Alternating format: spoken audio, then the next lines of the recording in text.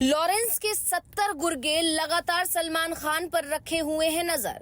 Lawrence का छोटा भाई अनमोल गुर्गों को दे रहा है आदेश। सलमान के घर फायरिंग का कनाडा से दिया गया था ऑर्डर। अब तक पर्दे के पीछे रहकर काम कर रहा था अनमोल विश्नोई। लॉरेंस विश्नोई लंबे समय से जेल में है, लेकिन इसके बावजूद ये कहा जाता है कि वो जेल से ही अपना पूरा नेटवर्क चला रहा है।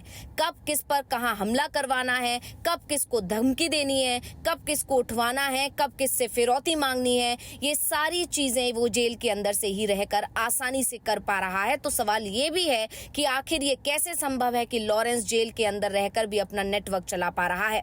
वहीं हाल ही में बिहार के पूर्णिया से सांसद पप्पू यादव ने लॉरेंस को गली का गुंडा कह दिया था, जिसके बाद ही पप्पू यादव को केंद्र से जेड श्रेणी की सुरक्षा मांगने की जरूरत पड़ गई। वो कह रहे हैं कि लॉरेंस के लोग उनको धमकी दे रहे हैं, धमकी भरे फोन आ रहे हैं कि वो कभी भी उनको टपका सकते हैं, लेकिन अभी तक पप्पू यादव की कोई सुनवाई नहीं हुई है। इसी बीच एक खबर जरूर आ गई है कि पप्पू यादव की उनकी पत्नी के साथ अनबन भी साफ चल रही है, जो अब तेजी से खबर जोर पकड़ने लगी है, क्योंकि पप्पू यादव को मिल रही धमकियों को लेकर जब उनकी पत्नी और कांग्रेस सांसद रंजीता रंजन से सवाल किया गया तो उन्होंने साफ कह दिया कि मुझे इस बारे में ज्यादा जानकारी नहीं है। और इसके बाद जो उन्होंने अगली लाइन कही उसने तो सभी को हैरान कर दिया। उन्होंने कहा कि पप्पू यादव से तो वो 2 साल से मिली ही नहीं है, यानी दोनों लोग बिहार से सांसद हैं, दिल्ली में संसद सत्र के दौरान संसद भी पहुंचते हैं, बस मुलाकात नहीं होती। और इसी खबर ने अब जोर पकड़ लिया है। वैसे बात हम लॉरेंस विश्नोई की कर रहे हैं और आज हम अपनी स्पेशल रिपोर्ट में ये बताने जा रहे हैं कि विश्नोई का गैंग कैसे उसके जेल में रहते हुए भी आसानी से काम कर रहे हैं। तो इस वीडियो को आखिर तक जरूर देखें।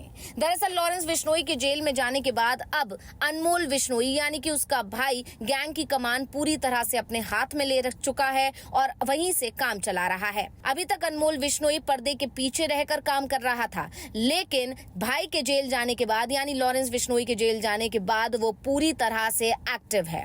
मुंबई में बॉलीवुड एक्टर सलमान खान के घर गैलेक्सी अपार्टमेंट के बाहर फायरिंग और हाल ही में महाराष्ट्र के एनसीपी नेता और सलमान के करीबी बाबा सिद्दीकी की जान लेने के मामले में पुलिस की इन्वेस्टिगेशन में यही सामने आया है। यानी पुलिस की इन्वेस्टिगेशन तो यही इशारा कर रही है कि अनमोल विश्नोई लॉरेंस का सगा छोटा भाई है। इन्वेस्टिगेशन में सामने आया है कि उसी के इशारे पर टारगेट आइडेंटिफाई करके धमकी भरे कॉल किए जा रहे हैं।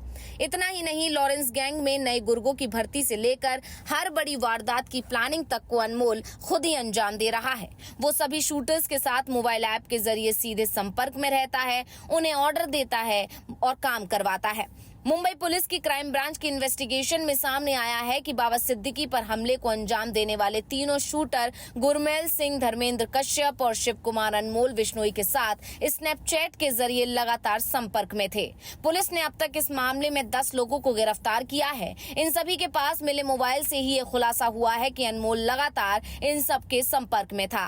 इससे पहले सलमान खान के घर के बाहर हुई फायरिंग के मामले में गिरफ्तार आरोपियों से भी ये खुलासा हुआ था कि वो सभी अनमोल विश्नोई के साथ स्नैपचैट के जरिए बात कर रहे थे। अनमोल ही उन्हें ऑर्डर दे रहा था। यही वजह है कि एनआईए ने पहले से मोस्ट वांटेड की लिस्ट में शुमार अनमोल विश्नोई पर 10 लाख रुपए का इनाम घोषित कर दिया था। अब बात करते हैं अनमोल की कुंडली की। लॉरेंस गैंग में अनमोल को भाणु के नाम से जाना जाता है। अनमोल पर साल 2012 में पहली बार पंजाब के अबोहर में हमले, मारपीट और आर्म्स एक्ट की धाराओं के तहत मामला दर्ज किया गया था। साल 2015 आते आते अनमोल पर पंजाब में 6 से ज्यादा मामले दर्ज हो गए थे।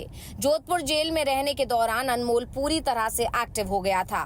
उसने जेल से ही लोगों को फिरौती के लिए धमकाना और गुर्गों के जरिए वारदात को अंजाम देना शुरू कर दिया था। एनआईए इन्वेस्टिगेशन के मुताबिक पंजाबी सिंगर सिद्धू मूसेवाला की जान लेने की प्लानिंग को अंजाम देने से पहले लॉरेंस विश्नोई अपने छोटे भाई अनमोल विश्नोई और भांजे सचिन थापन को सुरक्षित करना चाहता था। यही वजह है कि उसने उन दोनों को ही फर्जी पासपोर्ट से देश से बाहर भगा दिया। इसके बाद 29 मई 2022 को मूसेवाला की जान ले ली गई। लॉरेंस ने पूरी प्लानिंग के तहत अनमोल और सचिन थापन को विदेश भिजवाया। दोनों पहले नेपाल गए और वहां से विदेश चले गए। सचिन थापन को बाद में अजरबैजान में वहां की पुलिस ने पकड़ लिया था। वहीं अनमोल दुबई से केन्या होते हुए अमेरिका पहुंच गया। फरवरी 2023 में अमेरिका के कैलिफोर्निया में आयोजित एक शादी समारोह में पंजाब के 2 नामी सिंगर शेरी मान और करण ओजला के कार्यक्रम के जो वीडियो सामने आए उसमें अनमोल विश्नोई उसके साथ डांस करता दिखाई दिया था। इसके बाद विदेश मंत्रालय के प्रवक्ता अरिंदम बागची को मीडिया के सामने आकर बताना पड़ा कि उन्होंने भी अनमोल के नए वीडियो देखे हैं। दरअसल 6 महीने पहले ही विदेश मंत्रालय ने कहा था कि अनमोल को कीनिया पुलिस ने गिरफ्तार किया है। बाद में MEA को सफाई देनी पड़ी कि गिरफ्तारी के बाद कीनिया में अनमोल के साथ क्या हुआ, अनमोल हिरासत में है या नहीं, इसे चेक कराया जाएगा। फिलहाल बताया जा रहा है कि अनमोल कनाडा में है और उस पर भारत के अलग अलग राज्यों में उसके खिलाफ 18 से ज्यादा संगीन मामले दर्ज हैं। अनमोल विश्नोई को लेकर जांच एजेंसियों ने बड़ा दावा किया है।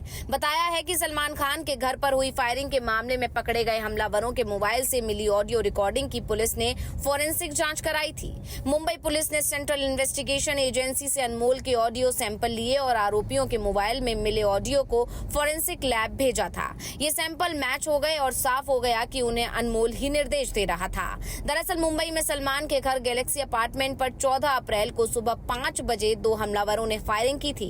घटना के 2 दिन बाद मुंबई क्राइम ब्रांच ने गुजरात से आरोपी विक्की गुप्ता और सागर पाल को पकड़ा था। बाद में पुलिस ने मामले की जांच करते हुए 6 आरोपियों को गिरफ्तार किया था। इन सभी आरोपियों पर मकोका की धाराएं लगाई गई थी। मुंबई पुलिस ने यह भी दावा किया है कि गैलेक्सी अपार्टमेंट में फायरिंग करने के बाद लॉरेंस गैंग फिर से सलमान खान पर हमला करवाने की प्लानिंग कर रहा था। बीते 1 जून को इस मामले में नवी मुंबई पुलिस ने लॉरेंस गिरोह के 4 लोगों को गिरफ्तार किया था। चारों आरोपियों की पहचान धनंजय उर्फ अजय कश्यप, गौरव भाटिया उर्फ निहाई, वसीम खान उर्फ वसीम चिकना और जीशान खान उर्फ जावेद खान के तौर पर हुई। ये सभी पनवेल में सलमान की कार पर अटैक करने की प्लानिंग कर रहे थे। इसके लिए इन्होंने पाकिस्तान से AK-47 समेत कई हथियार मंगवाने की प्लानिंग की थी। लॉरेंस गैंग सलमान की जान लेने के लिए तुर्की मेड जगाना पिस्टल को भी इस्तेमाल करने का प्लान बनाया जा रहा था। इसी पिस्टल से पंजाबी सिंगर सिद्धू मूसेवाला की भी जान ली गई थी।